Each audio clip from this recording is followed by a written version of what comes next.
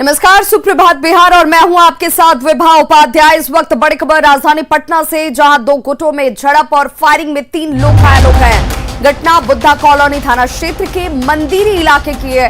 पीड़ित पक्ष की माने तो बिहार विधानसभा चुनाव को लेकर आपसी रंजिश की वजह से फायरिंग की घटना हुई। घटना में घायल 3 युवकों को पीएमसीएच में फिलहाल इलाज के लिए भर्ती कराया गया है। तस्वीरें आपके सामने। पुलिस के अनुसार गोली लगने से 2 लोग जख्मी हुए हैं, जबकि घटना के बाद रात नाराज लोगों ने उदय नामक एक आरोपी को पकड़कर उसकी जमकर धुनाई कर दी। फिलहाल सभी घायलों का इलाज पीएमसीएच में जारी है। घटना के बाद मौके पर पुलिस टीम कैंप कर रही है। 30 की संख्या में लोग था। अच्छा। और अचानक सब गोली भी चलाने लगा। चुनावी रंजिश हो गया। भाजपा के कार्यकर्ता ये लोग है, वो लोग जो है आरजेडी का सपोर्टर था। अच्छा, चुनावी को लेकर हुआ था। हमको तो लगता है कि यही और कुछ तो बात। अच्छा, कितने लोग घायल हुए हैं? इसमें 3 लोग घायल हुआ है। एक रंजन यादव है और एक अजय कुमार यादव है, गोलू यादव। मुजफ्फरपुर में अपराधियों और पुलिस के बीच मुठभेड़ हुई, जिसमें गोली लगने से 2 अपराधी और 2 राहगीर घायल हो गए। घटना मुसहरी थाना के बंगिरी पुल और रोहुरा के पास की है। 2 घायल अपराधियों को पुलिस ने गिरफ्तार कर लिया है, जबकि मौके से फरार तीसरे अपराधी की तलाश जारी है। वहीं घायल 4 लोगों का इलाज एसकेएमसीएच में कराया जा रहा है। मिली जानकारी के मुताबिक तरौरा बंगरी पुल के पास 3 अपराधी राहगीरों से लूटपाट कर रहे थे और इसी दौरान जानकारी मिलने पर मौके पर पहुंची पुलिस से इनकी मुठभेड़ हुई। देर रात एसएसपी ने मेडिकल कॉलेज पहुंचकर सभी से पूछताछ की है। फिलहाल इस मामले की जांच जारी है। कांग्रेस ने पार्टी में टूट के खतरे को भांपते हुए आज एक बार फिर से विधायक दल की बैठक बुलाई है। आज की बैठक में छत्तीसगढ़ के सीएम भूपेश बघेल और कांग्रेस नेता अरविंद पांडे भी शामिल होने वाले हैं और सभी विधायकों से 1 to 1 बातचीत की जाएगी। हालांकि टूट की किसी भी खबर को बिहार प्रभारी वीरेंद्र सिंह राठौड़ ने खारिज किया है। देखिए, वो तो चुनावी माहौल में बहुत सारी बातें उठती हैं और किस परिप्रेक्ष्य में वो बात कह दी जाती हैं, तो उस पर मैं कोई टिप्पणी नहीं करना चाहूँगा। मादी जी हमारे बहुत विश्वसनीय साथी रहे हैं और मेरे बहुत व्यक्तिगत संबंध जितना मादी जी के साथ हैं, तो राजनीति की गरिमा में रहते हुए मैं उनकी बात का कोई टिप्पणी नहीं करूँगा। बिहार निर्वाचन आयोग ने महागठबंधन की ओर से रिकाउंटिंग कराने की मांग को सिरे से खारिज करते हुए बहुमत पर एनडीए को क्लीन चिट दे दिया है। मुख्य निर्वाचन पदाधिकारी एचआर श्रीनिवास ने बताया कि निर्वाचन आयोग ने राज्यपाल को निर्वाचित सदस्यों की सूची सौंप दी है। साथ ही उन्होंने ये भी कहा कि 11 ऐसे विधानसभा थे जिसमें जीत का मार्जिन 1000 से कम था। उसमें शिकायत के बाद सिर्फ हिल्सा में रिकाउंटिंग की गई और बाकी जगहों पर पोस्टल बैलेट के आधार पर सही करार दिया गया। मतदाता अभिकर्ता द्वारा साइन करके दिया गया है कि हमको कोई आपत्ति नहीं है। ऐसे परिस्थिति में पुनः ईवीएम का रिकाउंट करना उचित नहीं होगा, क्योंकि आपने इतना पोलिंग स्टेशंस का काउंटिंग में कभी किसी आपके अभिकर्ता द्वारा या इलेक्शन एजेंट द्वारा या कैंडिडेट द्वारा रिकाउंटिंग के लिए रिक्वेस्ट नहीं किया गया। उस आधार पर वो फर्स्ट पॉइंट रिजेक्ट हुआ। सेकंड पॉइंट, जहां तक पोस्टल बैलेट का था, विनिंग मार्जिन बहुत कम था और रिटर्निंग ऑफिसर सेटिस्फाइड थे, क्योंकि अल्टीमेटली इसमें निर्णय लेने का कैपेसिटी रिटर्निंग ऑफिसर को है, अधिकार उन्हीं के पास है। तो रिटर्निंग ऑफिसर ने सभी पोस्टल बैलेट का, नॉट सिर्फ इनवैलिड पोस्टल बैलेट का, सभी पोस्टल बैलेट का उन्होंने रीवेरीफाई कराया। उसके बाद भी रिजल्ट वही रह गया। बिहार विधानसभा चुनाव में हार के बाद तेजस्वी यादव पहली बार सामने आए और चुनाव आयोग के साथ साथ सीएम नीतीश कुमार पर भी अपनी भड़ास निकाली। और इससे पूछ करके इलेक्शन कमीशन ने गिनती जो है लास्ट में पोस्टल का किया और रद्द करने का काम किया। पहले क्यों नहीं काउंटिंग कराएंगे? सीएम की कुर्सी तक पहुंचते पहुंचते रह गए तेजस्वी यादव की खींच महागठबंधन की बैठक में साफ साफ दिखी। आरजेडी के नवनिर्वाचित विधायकों ने पहले तेजस्वी यादव को विधायक दल का नेता चुना और फिर तेजस्वी महागठबंधन के नेता चुन लिए गए। पर शायद तेजस्वी यादव सीएम बनने का सपना जो मन में बिठा चुके थे, उसके टूटने का गम भुला नहीं पा रहे थे। तभी तो महागठबंधन की प्रेस कॉन्फ्रेंस में तेजस्वी ने काउंटिंग में गड़बड़ी का आरोप लगाया और चुनाव आयोग तक पर सवाल खड़े कर दिए। साथ में नीतीश कुमार को सलाह भी दे डाली कि वो सीएम की कुर्सी छोड़ दें।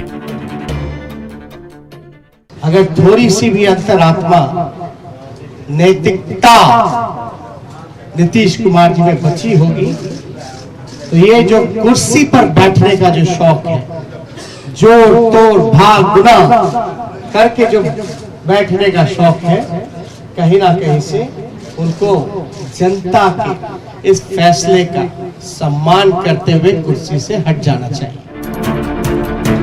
सत्ता की कुर्सी तक पहुंचते पहुंचते फिसल गए तेजस्वी की नाराजगी प्रेस कॉन्फ्रेंस के दौरान उनकी बातों में दिखी। लेकिन तेजस्वी अगर चुनाव आयोग जैसी संवैधानिक संस्था पर सवाल खड़े करने की बजाय जनता के फैसले को हंसते हंसते स्वीकार कर लेते तो उनका कद बिहार की सियासत में और थोड़ा बढ़ जाता। न्यूज़ 18 के लिए पटना से अमित कुमार की रिपोर्ट। तो बिहार विधानसभा चुनाव में जीत के बाद कल पहली बार नीतीश कुमार जेडीयू ऑफिस पहुंचे और नवनिर्वाचित विधायकों से मुलाकात की। नीतीश कुमार ने मीडिया से बातचीत के दौरान जनता का आभार भी जताया और मीडिया के हर सवाल का जवाब भी दिया।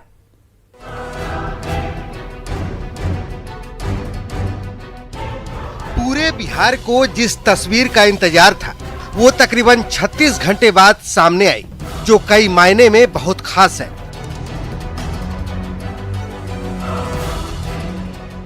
मंगलवार देर रात तक ये साफ हो गया था कि बिहार में एनडीए की सरकार बनने जा रही है और नीतीश कुमार फिर से मुख्यमंत्री बनने जा रहे हैं। लेकिन नीतीश कुमार करीब 36 घंटे बाद सार्वजनिक तौर पर दिखाई दिए। नीतीश कुमार ने गुरुवार दोपहर को जेडीयू दफ्तर जाकर पार्टी के नवनिर्वाचित विधायकों, कार्यकर्ताओं से मुलाकात की और फिर मीडिया के सामने आकर बिहार की जनता का आभार जताया। हमारी बात नहीं जानते, हम व्यक्तिगत रूप से कभी कोई दावा नहीं करते। जनता मालिक है, जो फैसला करे, जनता मालिक है, फैसला जो करती है, हम उनका नमन करते हैं। विधानसभा चुनाव में जेडीयू के परफॉर्मेंस पर नीतीश कुमार ने बिना नाम लिए चिराग पासवान पर निशाना साधा और कहा कि जेडीयू प्रत्याशियों को हराने के लिए कैसे कैसे हथकंडे अपनाए गए, भ्रम फैलाया गया, ये पूरे बिहार को पता है।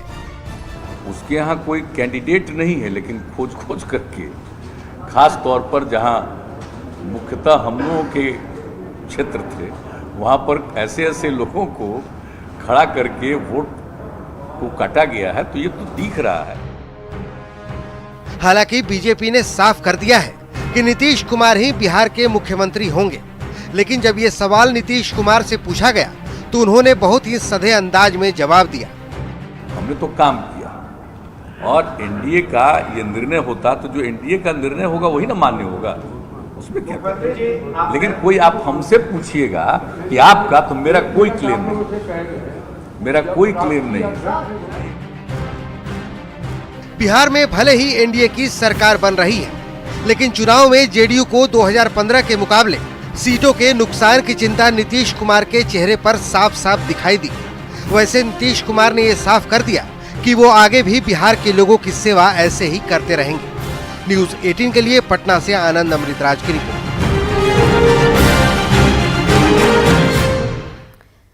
तो एनडीए खासकर बीजेपी को इस बार मिथिला की धरती ने गले लगाया है। मिथिला भाषा बोली जाने वाली तिरहुत और मिथिलांचल से छप्पड़ फाड़ कर सीटें दी। इस इलाके से मिली बम्पर सीटों ने ही एनडीए को सत्ता की कुर्सी तक पहुंचा दिया।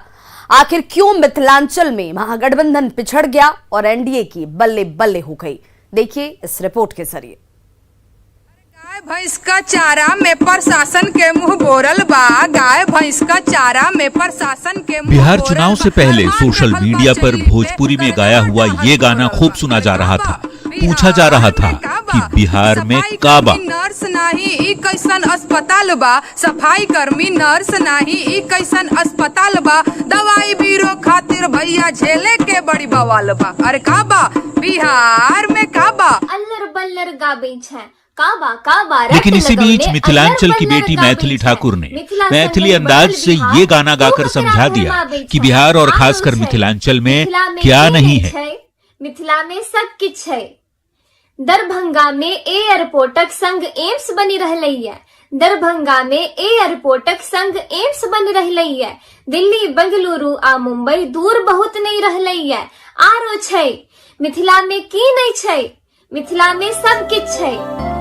इन सब के बीच जब बारी चुनाव प्रचार की आई तो प्रधानमंत्री नरेंद्र मोदी की मिथिला भाषा को लेकर प्रेम भी खूब दिखा और पीएम ने मिथिलांचल की धरती को कुछ इस अंदाज में नमन किया था। मिथिलांचल के लिए तो कहा ही जाता है कि पग पग पोखर माछ मखान, मधुर बोल मुस्की मुखपान, विद्या वैभव शांति प्रतीक, विद्या प्रतीक ई मिथिला थी।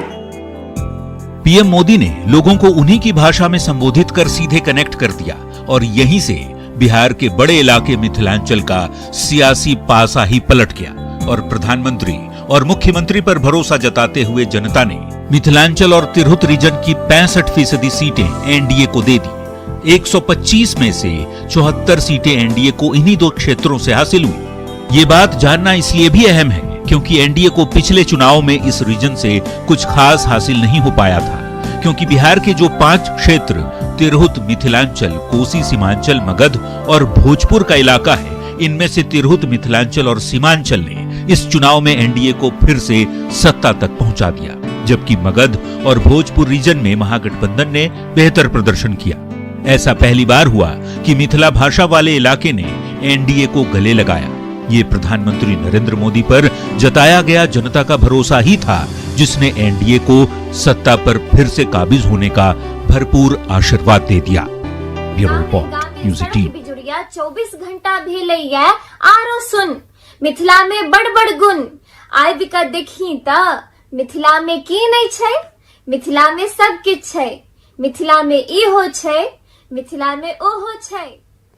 इस बार के विधानसभा चुनाव में लेफ्ट पार्टियों ने भी अच्छा प्रदर्शन किया है। सीपीआईएमएल के 12 विधायक विधानसभा चुनाव जीते हैं और जीत के बाद पहली बार सभी विधायक इकट्ठा हुए और जनता से वादा पूरा करने की बात कही। सीपीआईएमएल ने भी अपना परचम लहराया है और पार्टी के एक साथ 1 दर्जन से अधिक विधायक चुन कर आए हैं।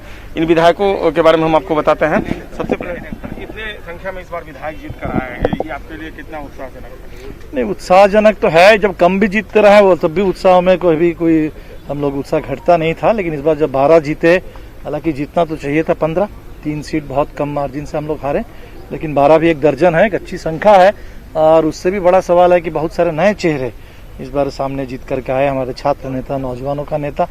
तो विधानसभा के अंदर भी माले की एक दमदार भूमिका हो और बाहर तो भूमिका दमदार रहती है, लेकिन अंदर और बाहर दोनों मिला करके जो एजेंडा बिहार में सामने आया है इस बार के चुनाव में, जो एक तरह से छात्र, नौजवानों ने, मजदूरों ने इस बार के चुनाव को बनाया एक आंदोलन, और वो एजेंडा पर हम लोग काम करेंगे। चुनाव प्रचार के बाद जो जीत हासिल की है यह कहीं न कहीं पार्टी के बड़े नेताओं के लिए भी एक बड़ी बात है और उम्मीद की जानी चाहिए कि जिन वायदों के साथ ये जनप्रतिनिधि बने हैं उन वायदों पर ये खरा उतरने की पूरी कोशिश करेंगे। कैमरा पर्सन मनोज के साथ संजय कुमार, न्यूज़ 18 पटना। तो बिहार चुनाव में महिलाओं की भूमिका इस बार काफी बड़ी रही। पूर्णिया की बात करें तो यहां 7 विधानसभा महिलाओं ने 67.12% मतदान किया, जबकि पुरुष सिर्फ 56.22% मतदान करते हुए नजर आए। धमदाहा से जेडीयू विधायक लेसी सिंह ने महिलाओं को धन्यवाद दिया और इस जीत में उनकी भूमिका को सराहा। वहीं बीजेपी नेता भी आगे महिलाओं के लिए काम करने की बात कह रहे हैं। महिलाएं चाहती हैं कि बिहार में शांति रहे और इसको लेकर पूरे बिहार में, पूर्णिया में, धमदाहा विधानसभा में बढ़ चढ़ कर हिस्सा ली है, जिसका परिणाम है कि आज एनडीए की सरकार बनी। हम लोग भी अपार बहुमत से जीते हैं। इसका भी कहीं न कहीं कारण हमारी जो साइलेंट वोटर हैं, जो किसी के पास बोली नहीं कि हम किनको दे रहे हैं, सिर्फ वो लोग महिलाएं चाहती थी कि बिहार में शांति रहे। इसको लेकर उन्होंने बड़ी संख्या में सजग होकर वोट किए। तिरहुत विधान परिषद की शिक्षक सीट पर प्रोफेसर संजय कुमार सिंह ने जीत दर्ज की है। संजय सिंह की ये लगातार दूसरी जीत है और इस सीट पर उन्होंने निकटतम प्रतिद्वंदी भूषण झा को परास्त किया। देर रात खत्म हुई मतगणना में संजय सिंह को 3,324 वोट मिले, जबकि भूषण झा को 2,015 वोट मिले। इस सीट पर कई बार एमएलसी रह चुके बीजेपी समर्थित नरेंद्र सिंह तीसरे स्थान पर रहे। प्राथमिकता शिक्षकों के जो अनसुलझे सवाल हैं, वित्त रहित के जो घाटा अनुदानित संस्थान में परिणत करने की जो प्राथमिकता है वो रहेगा। नियोजित शिक्षकों के वेतनमान, जो समान काम के समान वेतन हैं, उनके जो अनसुलझे जो सेवा शर्त नियमावली आई है उसमें जो कमियां हैं वो सारे सवाल मेरी प्राथमिकता में है। मदरसा और संस्कृत के जो अनसुलझे सवाल हैं वो मेरी प्राथमिकता में। कुछ और खबरों के साथ जल्द होंगे वापस, बने रहिए हमारे साथ।